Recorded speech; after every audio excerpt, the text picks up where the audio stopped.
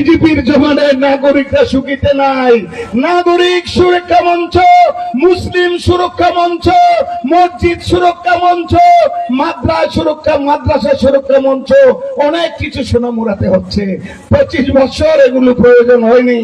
এখন বিজেপি কি করছে? ত্রিপুরাতে ক্ষমতা এসে সব মসজিদ ভেঙে ফেলেছে। এজন্য মসজিদ সুরক্ষা কমিটি করতে হবে।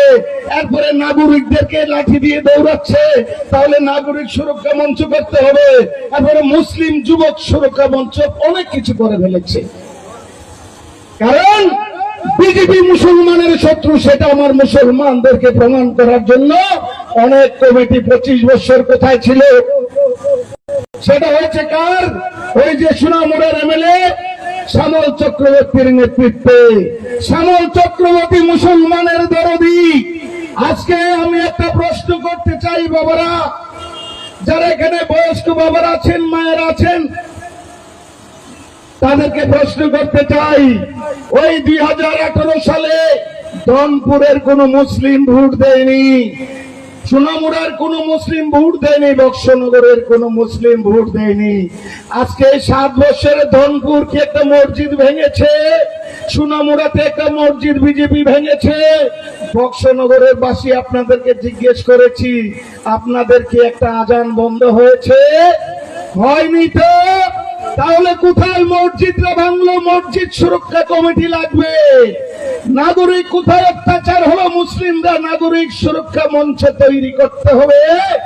মসজিদ ভেঙেছে এক জায়গায়, আমি নিজে চোখে দেখেছি। মসজিদ মাদ্রাসা ভেঙেছে, মুসলমানদের টুপি খুলেছে। কোথায় জানেন?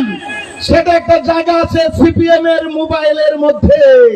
সিপিএম এর মোবাইলের মধ্যে এডিট করিয়ে আজকে ডেট পর্যন্ত মুসলমান বাবাদেরকে বিভ্রান্ত করছে।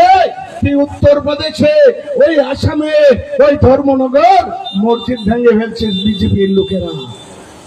তাহলে বক্সনগর যে বিজেপি চলছে, ওই সোনামুড়া যে বিজেপি চলছে, ধনপুরে যে বিজেপি চলছে, সেই বিজেপি তো ধর্মনগর, কৈলাসহর, উত্তরপ্রদেশ, দক্ষিণ প্রদেশ, মধ্যপ্রদেশে চলছে। ওখানে কেন, এখানে কেন মসজিদ ভাঙ্গা হয় না? ওখানে কেন ভাঙ্গা হয়?